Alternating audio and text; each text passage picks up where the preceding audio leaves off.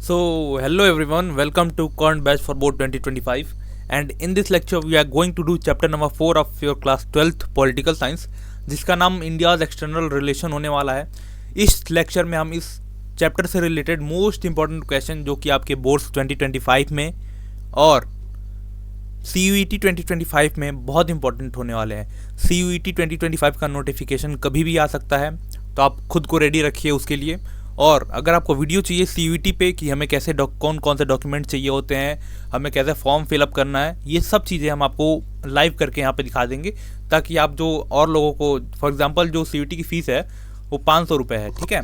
तो 500 रुपये फ़ीस है और जो फॉर्म भरता है उसको आपको 500 देना होता है, तो मतलब आपका टोटल 2000 का खर्चा आता है। तो वो 500 आप कैसे बचा सकते हो खुद फॉर्म फिल करके, ये मैं आपको बता दूंगा, ठीक है। चलिए हम शुरू करते हैं अपना ये लेक्चर। यहाँ पे क्वेश्चन मोस्ट इम्पॉर्टेंट क्वेश्चन होने वाले हैं, तो आपको बहुत ध्यान से क्वेश्चन को पढ़ना है, प्रैक्टिस करनी है। इसमें मैंने CUET 2022-2023 के क्वेश्चन भी इंक्लूड किए हैं, बोर्ड्स के 2 साल के क्वेश्चन इसमें इंक्लूड हैं। तो आप बहुत ध्यान से क्वेश्चन को पढ़िए, ठीक है, और आंसर करिए, ठीक है। तो क्वेश्चन नंबर 1 पूछ रहा है, विच of the following is correct about non allied Nations. इसमें से कौन सा आंसर ऑप्शन करेक्ट है नॉन अलाइड नेशन के कॉन्टेक्स्ट में, ठीक है। पहला कुछ वो स्टेटमेंट है, Nehru with Nkrumah from Ghana, Nasser from Egypt, Sukarno from Indonesia and Tito from Yugoslavia, these 5 comprise the core leadership of NAM. देखो ये 5 जो थे, यानी नेहरू हो गए, इंडिया हो गया, ठीक है, इंडिया हो गया, घाना हो गया, इजिप्ट हो गया, इंडोनेशिया हो गया एंड यूगोस्लोवाकिया हो गया, ठीक है।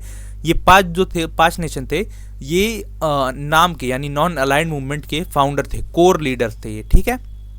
ये ऑप्शन आपका बिल्कुल करेक्ट है, ठीक है, इस पर करेक्ट करो आप। ऑप्शन 2 आपका बोल रहा है, ऑप्शन 2 बोल रहा है, the foreign policy of independent India vigorously pursued the dream of a peaceful world by advocating the policy of non alignment. जो फॉरेन पॉलिसी है इंडिया की, वो एक पीसफुल वर्ल्ड का ड्रीम रखती है, ठीक है।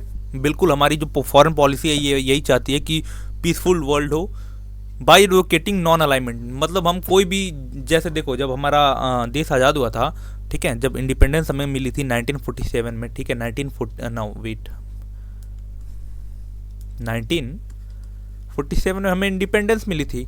तो हमें उस टाइम पे इंडिया इंटरनेशनल में कॉन्टेक्स्ट में क्या क्या चल रहा था ये हमें जानना है। देखो जैसे डीकॉलोनाइजेशन हो रहा था, इंडिया के साथ साथ बहुत और एशियन कंट्रीज़, बहुत सारे और अफ्रीकन कंट्रीज़ आज़ाद हो रही थी, डीकॉलोनाइज हो रही थी, ठीक है। चाइना एक सुपर पावर, वहाँ पे चाइना का राइज हो रहा था, ठीक है। क्रिएशन ऑफ न्यूक्लियर पावर, उस टाइम पे nuclear power, nuclear atoms bomb बनाए जा रहे थे, वेपन बनाए जा रहे थे, ठीक है। बाउंड्री क्लियर नहीं थी किसी भी कंट्री की, कि इंडिया की पाकिस्तान की बाउंड्री क्या होगी, इंडिया चाइना की बाउंड्री क्या होगी, ये सब बाउंड्री क्लियर नहीं थी। कोल्ड वॉर स्टार्ट हो गई थी जब इंडिया आज़ाद हुआ था। तो UN का इस्टेब्लिशमेंट हुआ था, नाम का यानी नॉन अलाइनमेंट मूवमेंट का इस्टेब्लिशमेंट हुआ था, ठीक है। पॉवर्टी थी, पूरे देश में पॉवर्टी थी, पार्टीशन था, ठीक है। ये सब चीज़ें थी जो जब इंडिया आज़ाद हुआ तो ये सब चीज़ें इंटरनेशनल कॉन्टेक्स्ट में चल रही थी, ठीक है। तो उस टाइम पे जो कोल्ड वॉर स्टार्ट हुआ तो उसमें 2 ब्लॉक थे, पहला USA का, ठीक है, दूसरा USSR का, ठीक है। अब इंडिया ने क्या किया, इंडिया ने बोला कि अगर हम इन दोनों में से किसी भी एक ब्लॉक को ज्वाइन कर लेंगे, किसी भी एक ब्लॉक को अगर ज्वाइन करेंगे, तो जो हमारा ड्रीम है ना कि एक पीसफुल वर्ल्ड है, वो बिल्कुल नहीं होगा। क्योंकि कोई तो एक ऐसा कंट्री होना चाहिए जो दोनों के बीच में मीडिएटर हो, कि जो दोनों की ना मानती हो, और अगर दोनों की लड़ाई हो तो कोई भी तो एक मेडिटेट करे, ठीक है। तो इसलिए इंडिया ने बोला कि हम ना USSR की तरफ जाएंगे ना USA की तरफ जाएंगे, हम रहेंगे बीच में, यानी नॉन अलाइनमेंट मूवमेंट का, ठीक है। तो ये भी बिल्कुल सही है ऑप्शन। ऑप्शन C देखते हैं हम। ऑप्शन C बोल रहा है, द फर्स्ट मीटिंग ऑफ नाम took place in Belgrade Yugoslavia इन सितंबर 1916, ठीक है। तो ये ऑप्शन गलत है आपका, ठीक है, क्योंकि 1960 में नहीं, 1961 में, सितंबर 1961 में इसका मीटिंग हुआ था, if I am not wrong, ठीक है। आप एक बार इसको चेक करिएगा, क्योंकि मेरे को लग रहा है 1961 यहाँ पे मिसप्रिंट हुआ है 1960, ठीक है। तो option A, B and C वो all of the above are correct, ठीक है। नो, लेकिन यहाँ पे सारे ऑप्शन सही हैं, तो ऑप्शन डी आप करेक्ट कर सकते हो, क्योंकि मे बी यहाँ पे 60 ही हो। ठीक है, आप यहाँ पे एक बार अपने बुक में चेक कर लेना कि नाम की फर्स्ट मीटिंग बेलग्रेड में हुई थी यूगोस्लोवाकिया में, लेकिन जो फर्स्ट मीटिंग थी ये 1961 में हुई थी या 1960 में हुई थी, ये आप एक बार चेक करके बता दें हमें। ठीक है, कमेंट में। क्वेश्चन नंबर 2 देखते हैं। क्वेश्चन नंबर 2 है, विच of the following highlighter which of the following is correct about article 51 of Indian constitution. Article 51 के कॉन्टेक्स्ट में कौन सा स्टेटमेंट करेक्ट है। ठीक है, देखो जब हमारा कॉन्स्टिट्यूशन बनाया गया तो कॉन्स्टिट्यूशन के पार्ट 4 में आर्टिकल 51, ठीक है, क्या बात करता है, डीपीएसपी की बात करता है। DPSP directive principle of state policy, यानी हमारा जो स्टेट है, यानी जो हमारा कंट्री है इंडिया, ये किस तरह काम करेगा उसका तरीका बताया गया कि हमारी फॉरेन पॉलिसी कैसी होनी चाहिए। ठीक है, हमारा जो वेलफेयर है वो कैसे होना चाहिए, देश के लोगों को कैसे ट्रीट करना चाहिए, ये यानी जो गाइडलाइन जो होती है गवर्नमेंट के लिए वो इसमें बताई गई। ठीक है, तो आर्टिकल 51 में पूरे फॉरेन पॉलिसी के लिए हमने एक वो बनाया। ठीक है, आर्टिकल 51 क्या बताता है हमें, फॉरेन रिलेशन हमारे कैसे होने चाहिए ये हमें बताता है। ठीक है, अब इसमें से यही पूछ रहा है कि कौन सा ऑप्शन करेक्ट है आपका, तो ऑप्शन ए बोल रहा है it lay down some directive principle of state policy on promotion of international peace and security. बिल्कुल सही बात है, ये 51 में हम फॉरेन पॉलिसी की बात करते हैं और हमारी foreign policy promotion of international peace and security की बात करती है। ठीक है, option B the state shall endeavor to maintain just and honorable relation between nation। बिल्कुल सही बात है। The state shall foster respect for international law and treaty obligation in the dealing of organized people with one another। ये the state shall, आप इसको ध्यान से पढ़ो, the state shall foster respect for international law, यानी जो हमारा state है, यानी जो हमारा नेशन है, वो रिस्पेक्ट करेगा इंटरनेशनल लॉ को, ट्रीटीज़ को। बिल्कुल सही बात है, हमारे जो कोर है, हमारा जो फॉरेन पॉलिसी का कोर है, यही बोलता है कि हम दूसरे देशों की सॉवरेनिटी को, इंटरनेशनल लॉ को, ट्रीटीज़ को हम रिस्पेक्ट करेंगे। बिल्कुल सही बात है। ठीक है, आपको इसीलिए मैं बोल रहा हूँ क्वेश्चन आपको बहुत ध्यान से पढ़ना होगा, क्योंकि ये सारे क्वेश्चन बोर्ड्स में आए हुए हैं। ठीक है, the state shall encourage settlement of international dispute by arbitration. बिल्कुल सही बात है, जो हमारा नेशन है ये कोशिश करेगा कि अगर कोई इंटरनेशनल डिस्प्यूट है तो उसको सेटल किया जाए।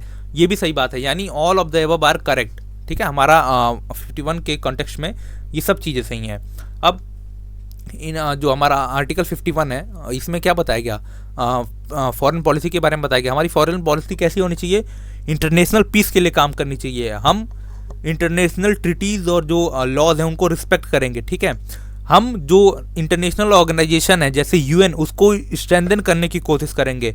इंटरनेशनल अगर कॉन्फ्लिक्ट है कहीं पे तो उसको सॉल्व करने की कोशिश करेंगे। ठीक है, हम किसी भी देश के सॉवरेनिटी को रिस्पेक्ट करेंगे। ठीक है, चाहे वो पाकिस्तान हो चाहे इंडिया हो, अगर उसकी सॉवरेनिटी है तो वो उसकी हम रिस्पेक्ट करेंगे, यानी उसके देश में जो हो रहा है उससे हमें कोई लेना देना नहीं है जब तक हमारे ऊपर कोई आँच नहीं आएगी। ठीक है, हम रिस्पेक्ट करते रहेंगे उसकी। ठीक है, क्वेश्चन नंबर 3 देखते हैं। क्वेश्चन नंबर 3 बोल रहा है विच of the following is incorrect about Indian national movement. इसमें से कौन सा स्टेटमेंट इंडियन नेशनल मूवमेंट के कॉन्टेक्स्ट में गलत है, आपको ये बताना। इनकरेक्ट पूछा है, आपको बहुत ध्यान से क्वेश्चन पढ़ना होगा। ठीक है, बहुत से बच्चे ऐसे होते हैं जो बहुत ओवर कॉन्फिडेंस में आके बोर्ड्स में क्वेश्चन बस विच of the following is correct about पढ़ लेते हैं। तो आपको बहुत क्वेश्चन को बहुत ध्यान से पढ़ना है, मैं बार बार हर क्वेश्चन पे ये बोल रहा हूँ। ठीक है, क्योंकि मेरे साथ भी ऐसा कई बार हो चुका है पास्ट में, तो इसलिए मैं आपको बहुत वो कर रहा हूँ। ठीक है, ऑप्शन ए देखते हैं, the Indian national movement was not an isolated process. ठीक है, जो इंडियन नेशनल मूवमेंट था, यानी जो हमारा फ्रीडम स्ट्रगल था, वो कोई एक आइसोलेटेड प्रोसेस नहीं था। ठीक है, it was a part of world wide struggle against colonialism and imperialism. ये कोई अकेला आइसोलेटेड प्रोसेस नहीं था, हमारे स्ट्रगल मूवमेंट की तरह और जगहों पे और देशों में भी स्ट्रगल मूवमेंट होते थे। बिल्कुल सही बात है, आप देखो कि जब 1947 में हमारा देश आज़ाद हुआ, 1947 में, उसी के अराउंड बहुत सारे अफ्रीकन और जो अफ्रीकन नेशन थे, जो और एशियन नेशन थे, ये सब आज़ाद हुए। तो ये तो ऑप्शन बहुत सही है। ठीक है, करेक्ट है। ऑप्शन बी देखते हैं, the Indian national movement influence the liberalization movement of many Asian and African country. बिल्कुल सही बात है। जब इंडिया को आज़ादी मिल गई 1947 में, तो और जो सारे अफ्रीकन और एशियन नेशन थे उनके अंदर भी मोटिवेशन आया, ठीक है, कि हम भी अपने देश को आज़ाद कर सकते हैं जैसे इंडिया ने किया। तो ये भी ऑप्शन करेक्ट है इंडियन नेशनल मूवमेंट के कंटेक्स्ट में, ठीक है। ऑप्शन सी देखते हैं, the noble idea that inspired in India's struggle of freedom influence the making of its foreign policy. बिल्कुल सही बात है। जो हमारा जो मेन कोर आइडिया था कि हमें इंडिपेंडेंस क्यों चाहिए, ठीक है, ये आगे चल के हमें इन्फ्लुएंस करता है कि हमारी फॉरेन पॉलिसी कैसी होगी। अगर मैं इसका एग्जांपल दूं, तो जब हम इंडिपेंडेंस के लिए क्यों लड़ रहे थे, ठीक है, इंडिपेंडेंस के लिए हमें इंडिपेंडेंस क्यों चाहिए थी, क्योंकि जो हमारे फॉरेन रिलेशन है वो हम खुद डिसाइड कर पाएँ। जैसे जो फर्स्ट वर्ल्ड वॉर हुआ, सेकंड वर्ल्ड वॉर हुआ, ठीक है, इसमें हमने पार्टिसिपेट नहीं किया था, लेकिन फिर भी चूंकि हम एक कॉलोनी थे ब्रिटिशर्स के, तो उन्होंने हमारे सैनिकों को भेज दिया लड़ने के लिए।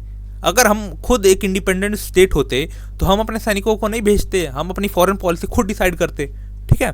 तो ये एक जो कोर आइडिया था कि हमें इंडिपेंडेंस क्यों चाहिए, क्योंकि हमें फॉरेन पॉलिसी ऐसी बनानी है कि हम खुद अपना जो डिसीजन है नेशनल लेवल, इंटरनेशनल लेवल पे वो उठा पाएँ, ठीक है। तो इसलिए हमारी फॉरेन पॉलिसी, जो हमारी फॉरेन पॉलिसी है उसमें आज भी देखोगे तो आज भी हमारे जो फ्रीडम स्ट्रगल की रूट्स हैं वो पाई जाती हैं, ठीक है, कि हम हमेशा अपने नेशन के इंटरेस्ट में काम करेंगे, ना कि दूसरों के, ठीक है। ऑप्शन डी देखते हैं, the Indian national movement was inspired by the idea of communism. ये बिल्कुल गलत बात है।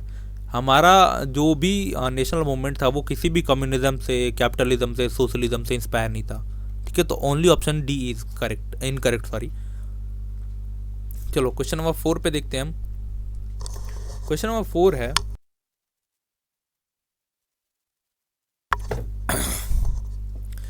The dash policy of a nation reflect the interplay of domestic and external factors.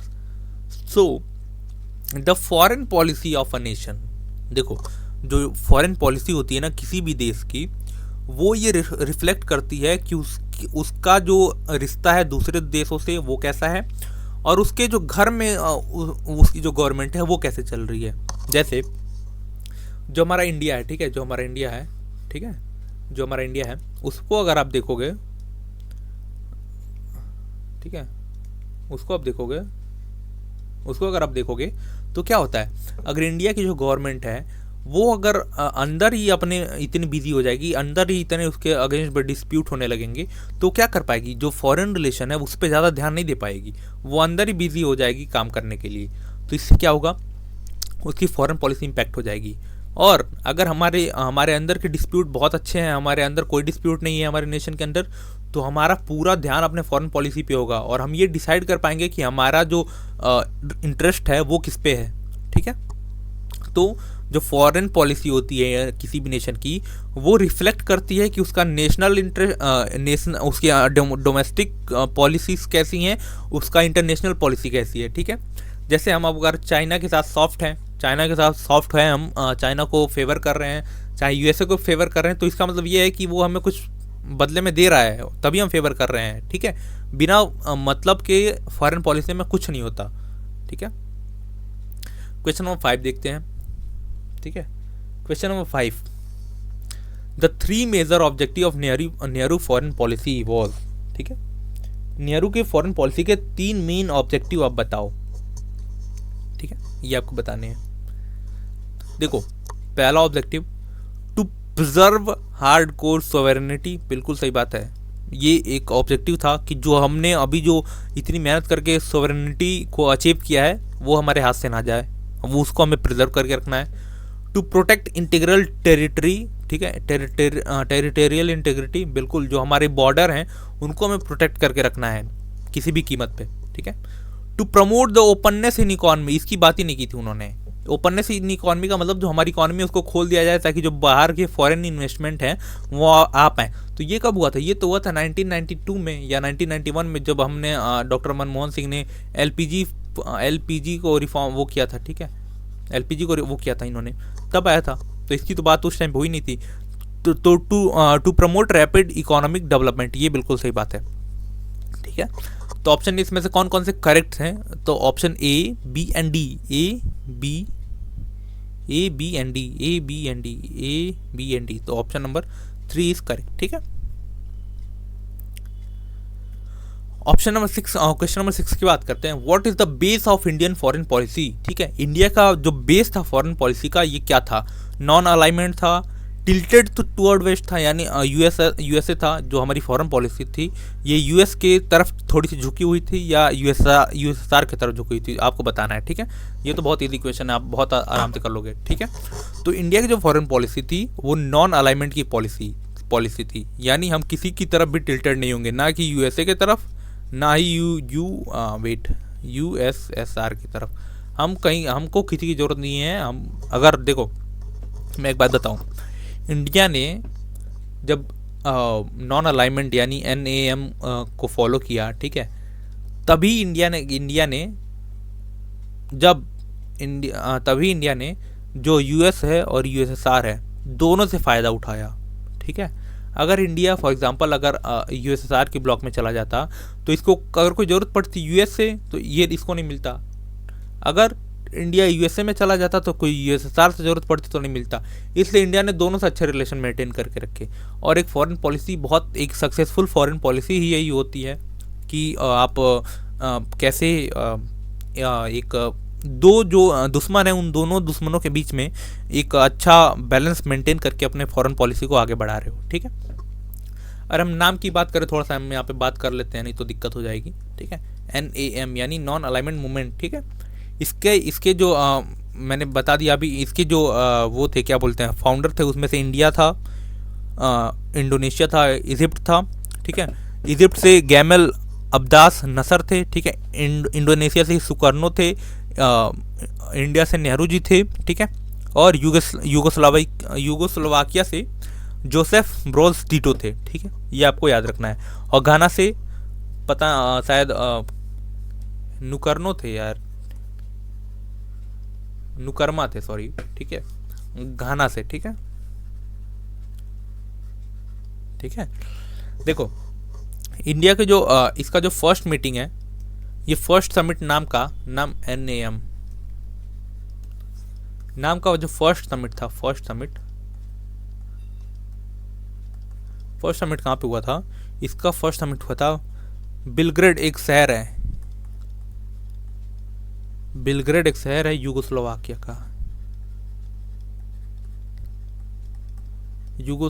का। सितंबर में हुआ था, सितंबर 1960s में या 61 में शायद।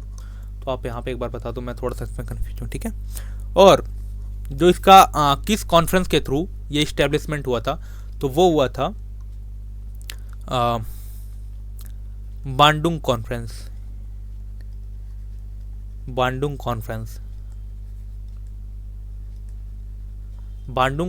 ये बांडुंग है कहाँ पे? इंडोनेशिया में है। जैसे आपने यहाँ पढ़ा होगा, जो बैंकॉक डिक्लेरेशन था उसके बाद आसियान का वो आसियान फॉर्म हुआ था, तो इसी तरह नाम का फॉर्म हुआ था बांडुंग कॉन्फ्रेंस के बाद। बांडुंग कहाँ पे है?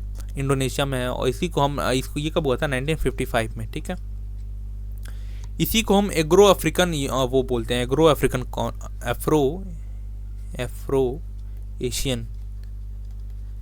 Asian conference. ठीक है, इसी को हम ये भी बोलते हैं। ठीक है, इतना आपको याद रखना है। Who was the first foreign minister of India? तो इंडिया के फर्स्ट फॉरेन मिनिस्टर थे जवाहरलाल नेहरू जी। ये थे 1946 से 1962 तक, यानी प्राइम मिनिस्टर भी थे और फॉरेन मिनिस्टर भी थे ये। ठीक है, consider the following statement and choose the incorrect one. आपको इनकरेक्ट वन बताना है इसमें से कौन सा इनकरेक्ट है। With non alignment movement India took the help from both USA and USSR. बिल्कुल सही बात है, जब इंडिया ने बीच का रास्ता अपनाया तभी जाके इसने दोनों से हेल्प ले पाई, वरना किसी एक से ही हेल्प मिलती इसको। ठीक है, India support USSR in cold war. बिल्कुल गलत बात है। ठीक है, इंडिया ने किसी का सपोर्ट नहीं किया था कोल्ड वॉर में। The cold war affected the relation between India and Pakistan. बिल्कुल सही बात है, कोल्ड वॉर की वजह से इंडिया और पाकिस्तान के रिलेशन भी इफेक्ट हुए थे। कैसे? क्योंकि पाकिस्तान ने जो यूएसए का ब्लॉक था उसको ज्वाइन कर लिया था। पाकिस्तान यूएसए का ब्लॉक कर ज्वाइन कर लिया था। इसके जो नेटो के साथ और कौन थे, SEATO SENTO South East Asian treaty organisation और सेंटो CENTO, ठीक है, central east Asian treaty organisation, इन दोनों को ज्वाइन कर लिया था इसने पाकिस्तान ने। इसकी वजह से ही इंडिया थोड़ा सा टिल्ट हो गया था USSR की तरफ, ठीक है, ये सही है। The treaty of peace and friendship in 1917, जो treaty of peace and friendship sign हुई थी USSR के साथ हमने 1971 में साइन किया था इसको, was the result of India's closeness to US, नहीं भाई USSR। जो जब हम USSR के यानी रसिया के साथ ट्रीटी को साइन कर रहे हैं तो उससे क्लोजनेस USA के साथ कैसे बिल्ड होगी, क्लोजनेस तो भाई USSR के साथ बिल्ड होनी चाहिए, तो ये ऑप्शन गलत है। अब आपको इसमें से कितने सही हैं कितने गलत हैं, only 1 is incorrect, only 2 is incorrect, only 3 is incorrect, ऐसे क्वेश्चन आपके UPSC में पूछे जाते हैं, UPSC में, ठीक है, इसलिए मैंने ये डाला है, थोड़ा सा प्रैक्टिस आप उसकी भी कर लो। तो इसमें से कितने गलत हैं, 2 गलत हैं, तो ओनली 2 इज इनकरेक्ट, ओनली 2 यानी 1 और 2, ऐसे 2 यानी B नहीं, ठीक है, ओनली 2, ठीक है, या ओनली 2 इनकरेक्ट हैं। क्वेश्चन नंबर 9 देखते हैं, sorry. Consider the following, which of the following is incorrect about Panchsheel agreement, Panchsheel agreement के कॉन्टेक्स्ट में कौन सा इनकरेक्ट है ये बताना है आपको, ठीक है। India was a joint enunciation by the Indian premier, it was a joint enunciation by Indian prime minister Nehru and Chinese premier Zhou Enlai in 29 April 1947, बिल्कुल सही बात है। जब 1949 में जब आज़ाद हुआ था, क्या बोलते हैं, जब 1949 में चाइनीज़ रिवॉल्यूशन हुआ और चाइना का राइज हुआ, यानी चाइना एक कम्युनिस्ट नेशन बन गया, ठीक है, तो वहाँ पे जो इंडिया जो था ना उस टाइम पे सबसे पहला, यानी जो फर्स्ट नेशन थे जिसने चाइना को रिकॉग्नाइज किया था एज अ नेशन, उसमें से इंडिया था सबसे पहला, ठीक है। फिर क्या होता है 1950 यानी 1950 में चाइना तिब्बत को कैप्चर कर लेता है। अब देखो आप हिस्ट्री में कभी भी देखोगे आप तो इंडिया और चाइना का कोई वॉर नहीं है, क्यों, क्योंकि ये जो इंडिया की बाउंड्री है, ये इसके बीच में, और ये तिब्बत आता है, ठीक है, ये तिब्बत आता है और तिब्बत के बाद ये चाइना आता है, ठीक है, चाइना और तिब्बत आते हैं। तो इंडिया का कभी कोई डायरेक्ट टच नहीं था चाइना से कि हमें वॉर हो जाए, ठीक है, तिब्बत था, लेकिन तिब्बत को चाइना 1950s में कैप्चर कर लेता है, ठीक है, 1950s को मैं कैप्चर कर लेता है चाइना, ठीक है। It was a step in the direction of strong relationship between 2 countries and a peaceful coexistence, बिल्कुल सही बात है। India and China leader visited each other country and were greeted by large and friendly crowd, बिल्कुल सही बात है। One of the clause of Panchsheel agreement was about respecting each other internal and sovereignty, integrity and sovereignty, बिल्कुल सही बात है। देखो ये जो साइन हुआ था ना, ये 1950 में साइन हुआ था पंचशील एग्रीमेंट, ठीक है, पंचशील 1950 बोल रहा हूँ मैं, 1954 में साइन हुआ था ये, नहीं, ठीक है, 1954 में पंचशील एग्रीमेंट साइन हुआ था। इसमें इंडिया की तरफ से इंडिया के प्राइम मिनिस्टर नेहरू जी गए थे और चाइना के प्रीमियर यानी जो वहाँ के लीडर हैं थे उस टाइम पे जोउ इनलाई, वो गए थे, ठीक है, इन्होंने साइन किया था। और पंचशील एग्रीमेंट क्या था, 5 प्रिंसिपल ऑफ पीसफुल को एग्जिस्टेंस, 5 प्रिंसिपल थे, जैसे जिसमें पहला, इंडिया चाइना एक दूसरे की टेरिटरीज को रिस्पेक्ट करेंगे, म्यूचुअल रिस्पेक्ट देंगे, म्यूचुअल, अगर कोई ट्रेड होगा तो उसमें म्यूचुअल बेनिफिट होगा, मतलब अगर इंडिया ट्रेड कर रहा है तो उसमें चाइना का भी बेनिफिट हो, ऐसा ट्रेड करेंगे, ठीक है।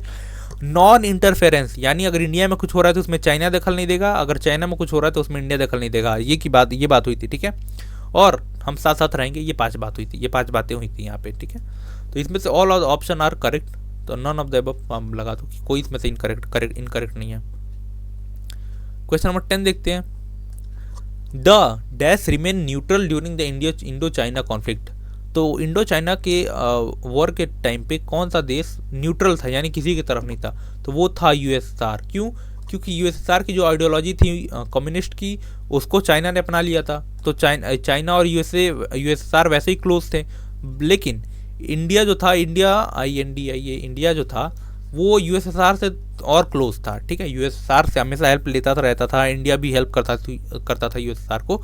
तो ये दोनों, जब इंडिया और चाइना का वॉर हुआ तो यूएसएसआर के लिए तो दोनों इंपॉर्टेंट थे, इसलिए यूएसएसआर ने किसी का वो नहीं रखा, यूएसएसआर बीच में न्यूट्रल बन के बैठा रहा। ठीक है, चलो क्वेश्चन नंबर 11 पे आते हैं। In dash India and China establish full diplomatic relation with each other. 1962 की जब वॉर हो जाती है उसके बाद इंडिया और चाइना का पूरा रिलेशन, जो डिप्लोमेटिक रिलेशन होता है, वो ख़त्म हो जाता है। फिर जाके 1976 में दोनों ने एक दूसरे के साथ डिप्लोमेटिक रिलेशन इस्टेब्लिश किए। मतलब कितने साल बाद, आप गिन के बताओ। ठीक है, विच of the following line divide India and China. जो इंडिया और चाइना के बीच की जो लाइन है उसको क्या बोलते हैं? McMahon line, Radcliffe line, Durand line and all of the above. क्या बोलते हैं आप बताओ। ठीक है, तो इसको हम मैकमोहन लाइन बोलते हैं, मैकमोहन लाइन। ठीक है, रेड क्लिफ कौन का है? इंडो चाइना, इंडो पाक का है। ठीक है, डूरन लाइन कौन है? डूरन लाइन पाक एंड अफगानिस्तान का है। ठीक है, चलो क्वेश्चन नंबर 13 पे देखते हैं।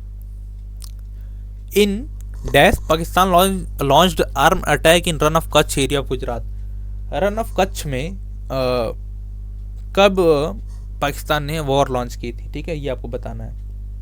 ठीक है, तो रन ऑफ कच्छ में कब वॉर डिक्लेयर हुई थी? 9 अप्रैल में। ठीक है, अप्रैल 1965 में। अगर आप डेट बताओ तो 9 अप्रैल 1965 में वॉर स्टार्ट हो गई थी। और ये एक प्रॉक्सी वॉर थी, PROXY, proxy war. Proxy war का मतलब क्या होता है? प्रॉक्सी वॉर का मतलब होता है कि इसमें कोई वर्ल्ड पावर यानी थर्ड पावर इनडायरेक्टली इन्वॉल्व होती है। जैसे पाकिस्तान ने तो अटैक किया था इंडिया पे, लेकिन पाकिस्तान को किसी और थर्ड पार्टी ने उकसाया था, और वो उकसाया था यूएसए ने। ठीक है, उकसाया था, यानी थर्ड पार्टी। प्रॉक्सी वॉर थी ये, डायरेक्टली कोई इन्वॉल्व नहीं था वहाँ पे, थर्ड पार्टी डायरेक्टली इन्वॉल्व नहीं थी, उसने दूसरी पार्टी से वॉर कराया। ठीक है, 1965 में प्रॉक्सी वॉर होता है। ठीक है, ये हार जाते हैं, मतलब पाकिस्तान हार जाता है, रन ऑफ कच्छ में वॉर करता है और जम्मू में वॉर करता है। लेकिन हम क्या करते हैं, हम पंजाब से साइड में इनके लाहौर तक पहुंच जाते हैं, मतलब इनका लाहौर का कैप्चर कर लेते हैं हम। लेकिन फिर यहाँ पे यूएसएसआर हमें बुलाता है, यूएसएसआर इंडिया और पाकिस्तान को बुलाता है ताशकंद में। ठीक है, ताशकंद में। ठीक है, यहाँ पे ताशकंद एग्रीमेंट होता है, यहाँ पे ताशकंद एग्रीमेंट होता है between Lal Bahadur Shastri LBS and general Ayub Khan. ये होता कब है? ये होता है 1966 में, वॉर से एक साल बाद। ठीक है, यहाँ पे एग्रीमेंट साइन हो जाता है इनके बीच में। ठीक है, और एक और एग्रीमेंट आप याद रखना यहाँ पे, और एक एग्रीमेंट मैं यहीं पे बता देता हूँ, शिमला एग्रीमेंट साइन होता है। शिमला एग्रीमेंट साइन होता है 1972 में। 1972 में जब 1971 वॉर के बाद कौन सा साइन होता है? शिमला एग्रीमेंट साइन होता है, शिमला एग्रीमेंट। ठीक है, शिमला एग्रीमेंट साइन होता है। ठीक है, 8 मंथ यानी 8 महीने बाद। जो 1965 में वॉर होती है उसके बाद कौन सा? ताशकंद एग्रीमेंट 1966 में। जब 1971 की वॉर होती है, जब बांग्लादेश को हम अलग करते हैं, उसके बाद कौन सा एग्रीमेंट साइन होता है? शिमला एग्रीमेंट साइन होता है 8 महीने बाद। ठीक है, और इसी में हमने कम से कम 90,000 सोल्जर पकड़े होते हैं इनके बगल वालों के।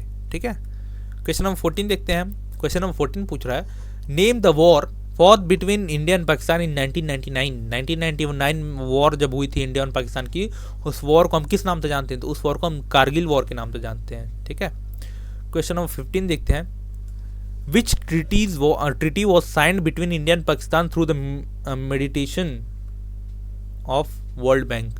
ठीक है, वर्ल्ड बैंक ने इंडिया और पाकिस्तान को कौन सी ट्रीटी साइन कराई है? Treaty of Lahore, treaty of Amritsar, Indus water treaty and Ganga water treaty.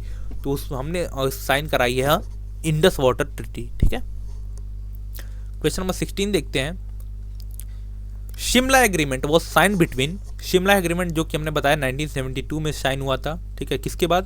1971। मैं बार बार ये सब गलत क्यों लिखता हूँ इसको?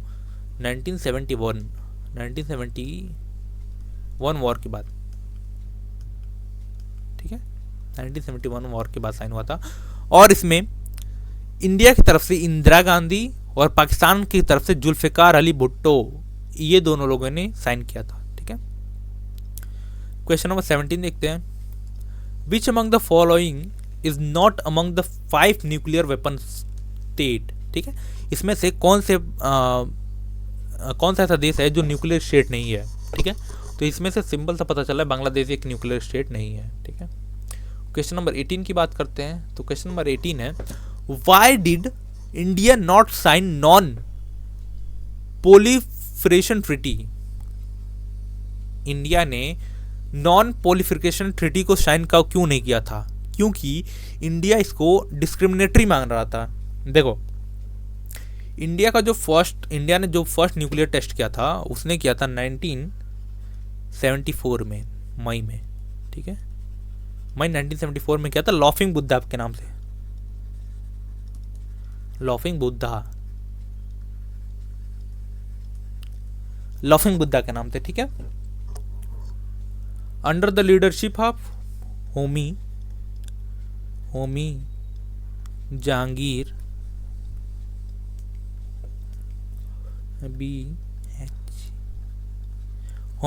बाबा। ठीक है, लेकिन इंडिया इस ट्रीटी पे साइन नहीं करता है क्योंकि इंडिया बोलता है कि भाई आप लोगों के पास न्यूक्लियर पावर हो गई है लेकिन हमारे पास न्यूक्लियर पावर नहीं है। इंडिया न्यूक्लियर पावर बनना क्यों चाहता है? देखो 1964 में क्या होता है, 1964 में जो चाइना होता है ना, चाइना, वो उसने न्यूक्लियर टेस्ट कर लिया था। अब इंडिया को डर था भाई कि अभी हमने 62 में तो हमने हारा, हमारे यहाँ इससे, अब इसके पास और न्यूक्लियर पावर आ गया, एक तो सोने पे सुहागा हो गया है ये, तब तो हम और हार जाएंगे। अगर कभी वॉर हो तो ये तो सीधा हमें न्यूक्लियर पावर न्यूक्लियर से ही मारेगा डायरेक्ट। इसलिए 1968 में एक वर्ल्ड जो दुनिया होती है ना, जो दुनिया बड़ी कम्युनी होती है, तो वो साइन करती है नॉन प्रोलिफरेशन ट्रीटी। इसका मतलब क्या होता है कि अब कोई भी देश, चाहे कोई भी देश हो, जिसने फर्स्ट जैन 1967 से पहले जितने भी परमाणु बम परीक्षण कर लिया है, वो अपने पास परमाणु बम यानी जो न्यूक्लियर पावर है वो रख सकता है, लेकिन उसके बाद जो भी करेगा उसकी कोई वैल्यू नहीं होगी, उसके ऊपर सैंक्शन लगा दिए जाएंगे। ठीक है, इंडिया इसको ये बोल के रिजेक्ट कर देता है कि ये डिस्क्रिमिनेटरी है, हमारे बगल में ही जो हमारा दुश्मन है वो लेके बैठ गया है, अब हम नहीं बनाएंगे तो हमें तो हमेशा खतरा बना रहेगा। ठीक है, तो इंडिया इस पर भी निशान करता। फिर 1993 में दुनिया वाले एक और ट्रीटी ले आते हैं जिसको हम बोलते हैं CTBT ट्रीटी, CTBT ट्रीटी यानी कॉम्प्रिहेंसिव टेस्ट बैन ट्रीटी, यानी जो हम न्यूक्लियर जो वेपन था उसके टेस्ट पे ही बैन लगा देते हैं, CTBT। ठीक है, उसके बाद 1995 में एक और ट्रीटी ले आते हैं, एक्सटेंशन ऑफ NPT यानी नॉन प्रोलिफरेशन ट्रीटी, इसके भी एक्सटेंशन लाते हैं, इसको भी इंडिया साइन नहीं करता, यही बोल के कि आप लोग हमारे साथ गलत कर रहे हो। ठीक है, तब क्या होता है 1998 में 11 मई 1998 को क्या होता है, हम ऑपरेशन शक्ति करते हैं। ऑपरेशन शक्ति, इसमें क्या होता है, हम परमाणु बम जो न्यूक्लियर पावर रहता है उसका सेकंड टेस्ट करते हैं, सेकंड टेस्ट। और इसके बाद क्या होता है, इसके बाद हम एक न्यूक्लियर पावर स्टेट बन जाते हैं, हमारे पास न्यूक्लियर पावर हो जाता है। ठीक है, पहला ये भी पोखरण में हुआ था, पोखरण, इसको हम पोखरण 1 बोलते हैं, पोखरण में, राजस्थान में एक जगह है पोखरण, वहां पे हुआ था, इसको हम पोखरण 2 बोलते हैं। ठीक है, चलो इतना याद होना चाहिए आपको। क्वेश्चन नंबर 19 देखते हैं। विच ऑफ द फॉलोइंग,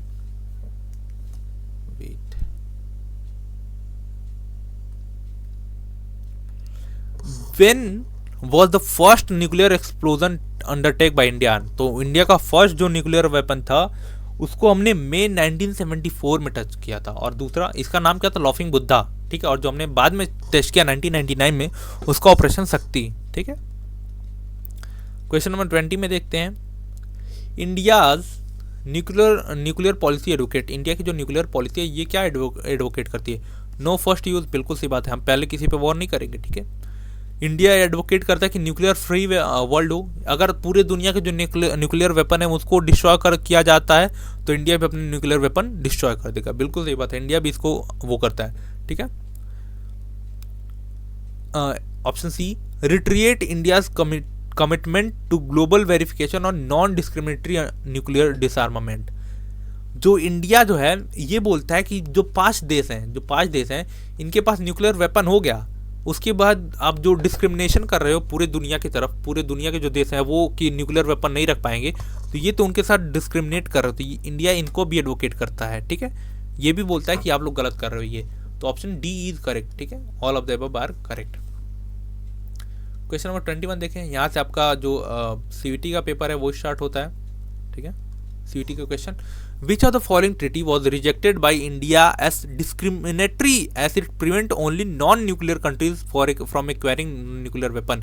इसमें से कैसी ऐसी कौन सी ट्रीटीज है जिसको इंडिया ने ये कह के रिजेक्ट कर दिया था कि ये एक डिस्क्रिमिनेटरी ट्रीटी है। ठीक है, तो उसका था एनपीटी। ठीक है, एनपीटी को इंडिया ने ये कह के रिजेक्ट किया था। ठीक है, when was the first summit of नाम यानी नॉन अलाइनमेंट मूवमेंट हेल्ड। पहला समिट कब हेल्ड हुआ था नाम का?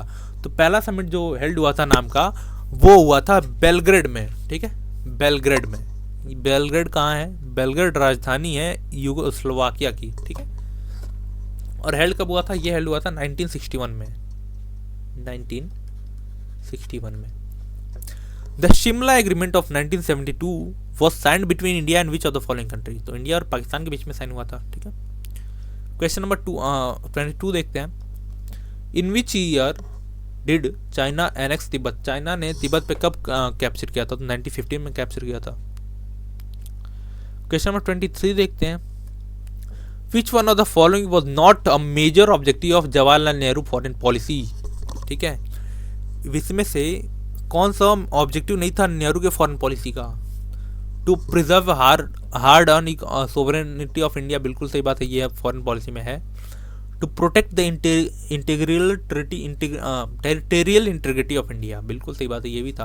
To make India nuclear power. ये बिल्कुल गलत बात है, क्योंकि नेहरू थे ना वो अगेंस्ट थे न्यूक्लियर पावर के, कि इंडिया को कोई ज़रूरत नहीं है, इंडिया एक पीसफुल कंट्री है, हमें न्यूक्लियर पावर की कोई ज़रूरत नहीं है। ठीक है, इंडिया जवाहरलाल नेहरू का ऐसा मानना था। ठीक है, तो ऑप्शन आपको मिल गया। अब आगे हम बढ़ते हैं।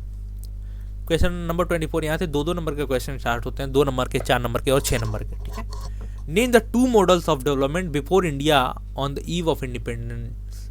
इंडिया को जब आज़ादी मिली तो उसके सामने 2 मॉडल थे डेवलपमेंट के। पहला मॉडल यूएसए का और दूसरा यूएसएसआर का।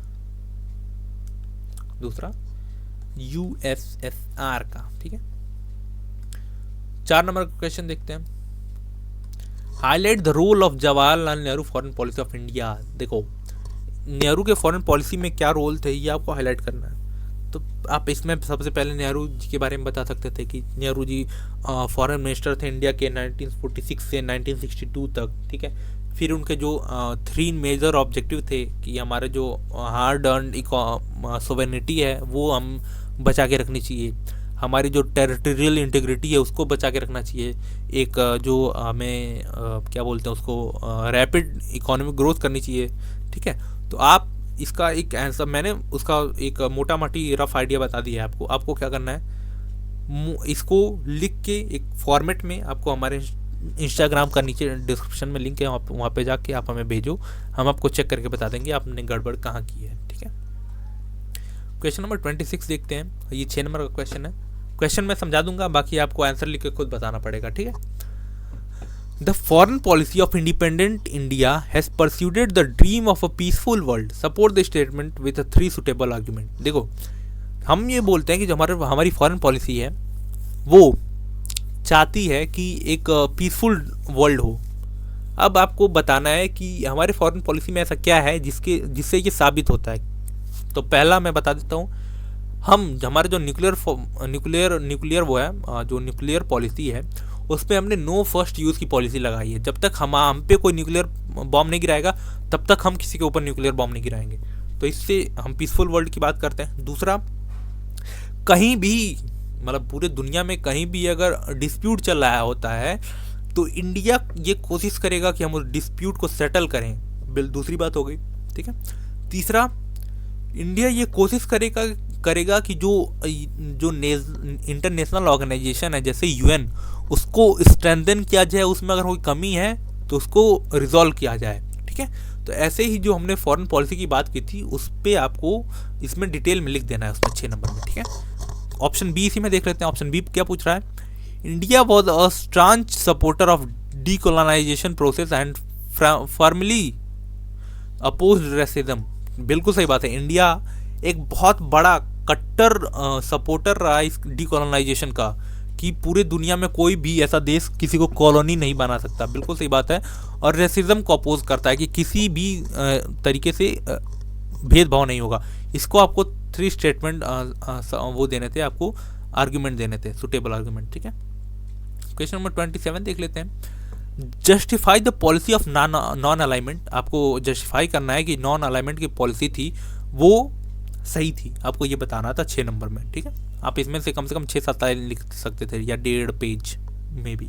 ठीक है, ऑप्शन बी देखते हैं। The foreign policy of India has pursued the dream. देखो ये तो अभी क्वेश्चन नंबर 2 इसके पहले वाले में पूछा था। देखो सीबीएसई हमेशा एक ही क्वेश्चन पूछती है, बस थोड़ा सा उसके पूछने का तरीका अलग हो जाता है। तो अगर आप कर रहे हो प्रीवियस ईयर तो बहुत अच्छी बात है। ठीक है, ये लेक्चर यहीं पेंड करते हैं हम। देखो अगर आपने लेक्चर अभी तक देख लिया है तो आपके लिए 2 मोस्ट इंपॉर्टेंट अपडेट हैं। अपडेट आप सुन लो फिर जाना आराम से। ठीक है, अपडेट ये है कि ये जो आप लेक्चर देख रहे हो ये एक कर्ण बैच का जो कर्ण सीरीज है इसका लेक्चर है। ठीक है, इसमें हम मोस्ट इंपॉर्टेंट क्वेश्चन कराते हैं आपको।